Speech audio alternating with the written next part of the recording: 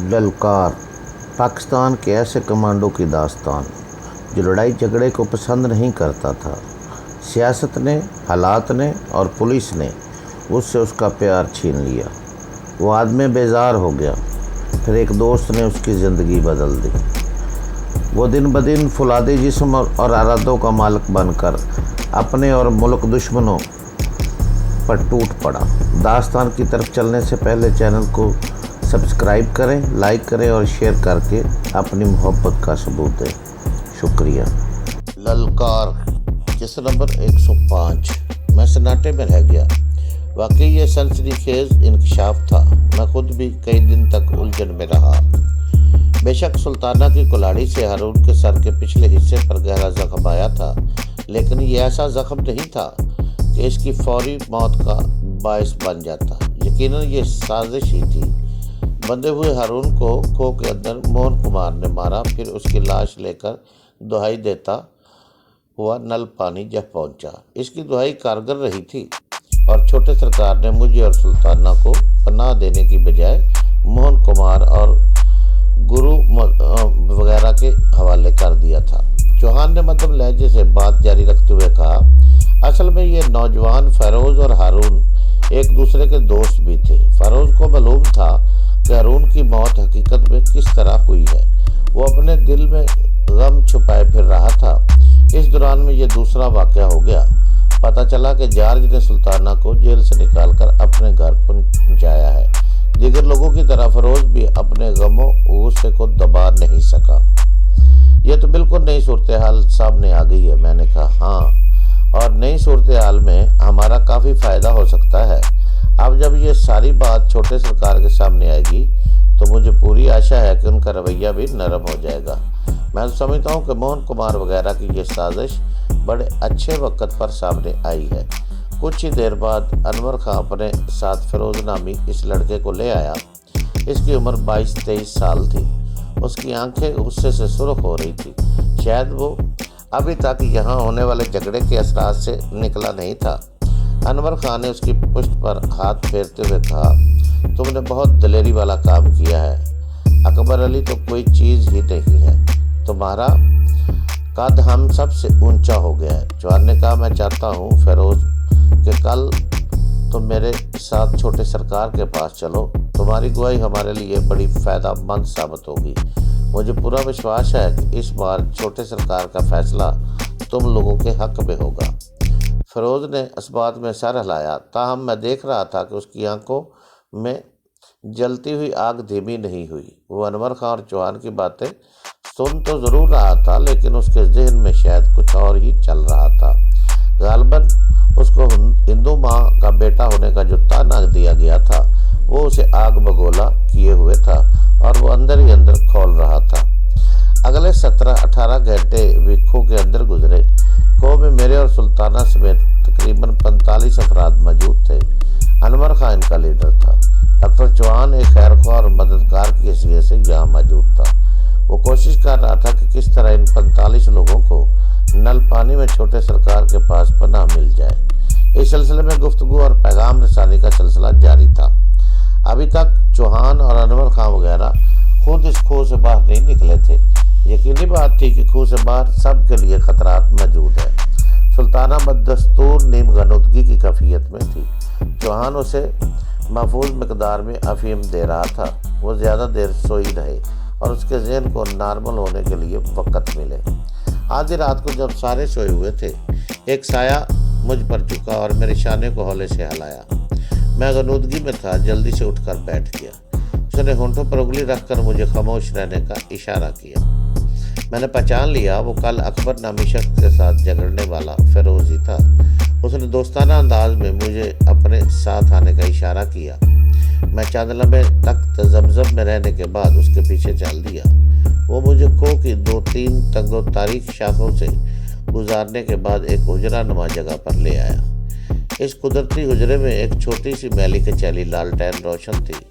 यकीनन ये लालटेन इस तरह का दीगर सामान चौहान और उसके साथी ही यहाँ लेकर आए थे, वरना बाकी लोग तो अफरा तफरी में दरगाह से भागे थे। इस उजरा नुमा जगह पर पहले से 2 नौजवान मौजूद थे।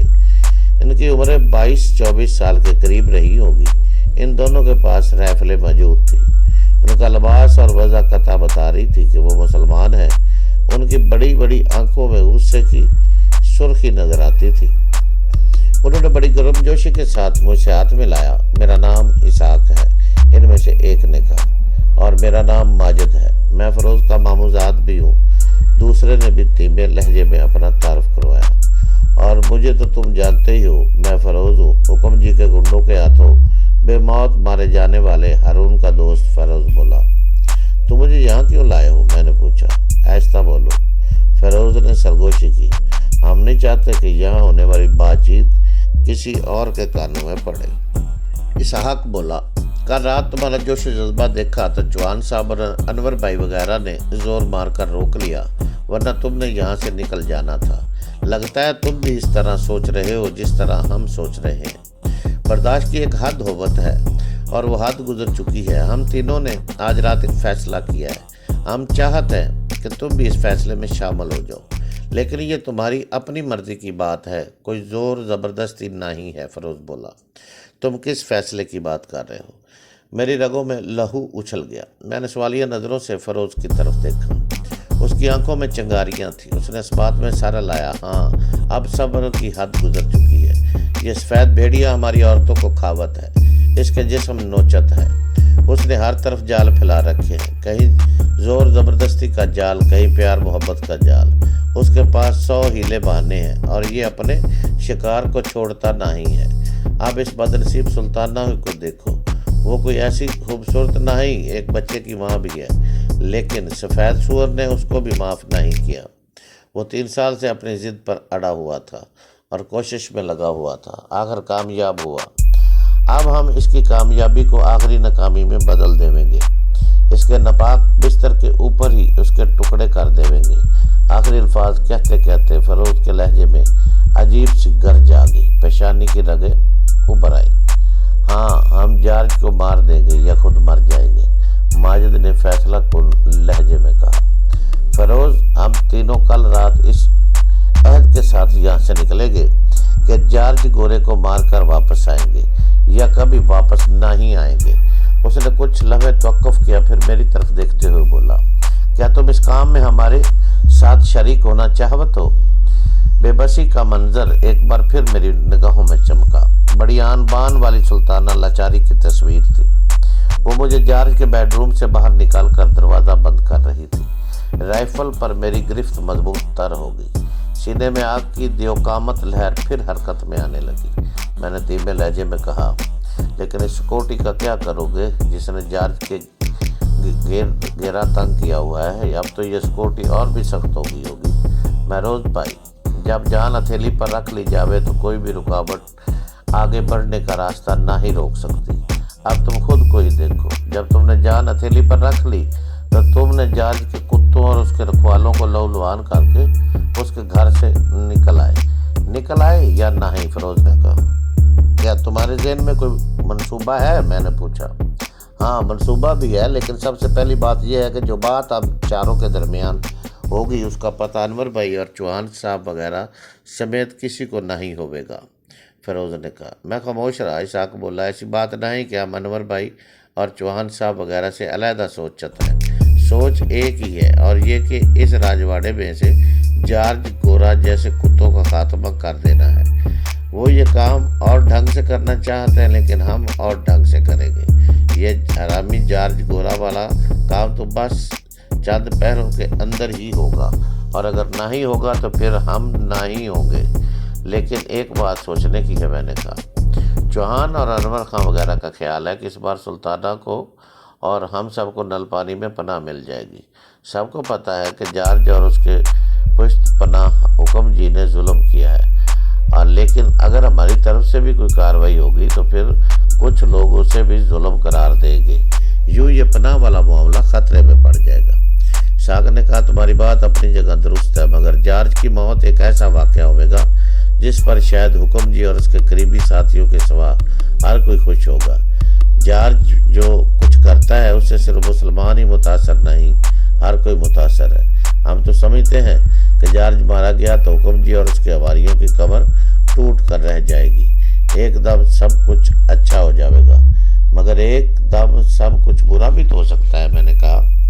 فیروز نے میرے کندھے پر ہاتھ رکھا اور گلوگیر لہجے بولا، اب اس سے برا اور کیا ہوئے گا؟ ہم جیتے جی دفن ہو رہے ہیں، اب برداشت اور کیا کریں؟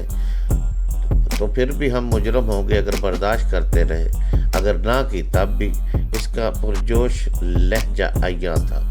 میں نے کہا، مجھے یہاں کے حالات کے بارے میں زیادہ کچھ معلوم نہیں، لہذا اگر تم لوگ یہ سمجھتے ہو کہ جارج کو مارنے کے لیے یہ ٹھیک موقع ہے تو پھر میں تمہارے ساتھ ہوں، بلکہ میں ابھی اور اسی وقت تمہارے ساتھ چلنے کو تیار ہوں۔ بہت اچھے، اسحاق نے پرجوش لہجے میں کہا۔ پھر وہ اٹھا اور فیروز کو آنکھوں میں کچھ سمجھا کر ایک دم اوجھل ہو گیا۔